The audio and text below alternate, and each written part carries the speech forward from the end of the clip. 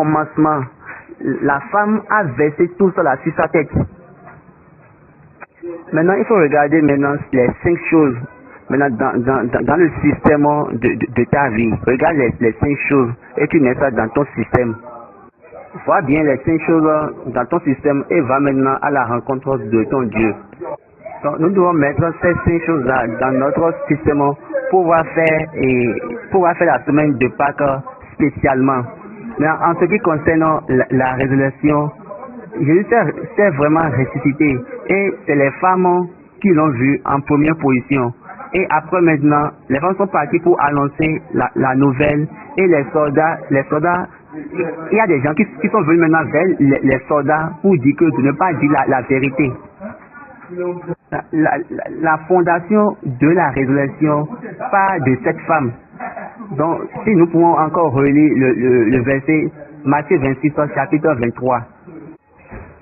Donc, le fondement de la nouvelle, de la bonne nouvelle, ça part de cette femme, la femme qui a oint Jésus-Christ. Maintenant, il ne faut pas oublier, nous avons plusieurs bonnes nouvelles.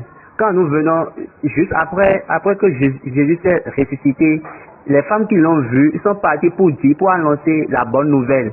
Maintenant, certaines personnes étaient venues chez les soldats pour leur dire que de ne pas dire la vérité. C'est quoi ça c'est aussi une bonne nouvelle, mais c'est une bonne nouvelle de fausseté.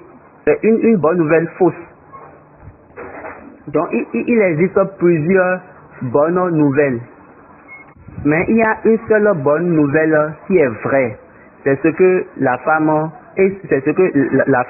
fait. C'est ça la femme a fondé, la vraie bonne nouvelle. Donc toute bonne nouvelle qui ne parle pas de cette femme n'est pas une bonne nouvelle de Jésus-Christ. Donc toute bonne nouvelle qui ne va pas parler de cette femme n'est pas bonne nouvelle venue de Dieu ou bien bonne nouvelle du Christ. Donc cette femme est la première évangéliste de la parole, de la bonne nouvelle. La femme, elle est la première évangéliste de la vraie bonne nouvelle de Dieu. Vous vous rappelez, il y a une qui avait demandé l'eau à Jésus-Christ. Maintenant, elle a commencé par prier. Maintenant, c'est pas ça qui est important. C'est pas la prière qui est importante. Ce qui est important, c'est l'évangélisation. Pour mieux comprendre, lisons premier Corinthiens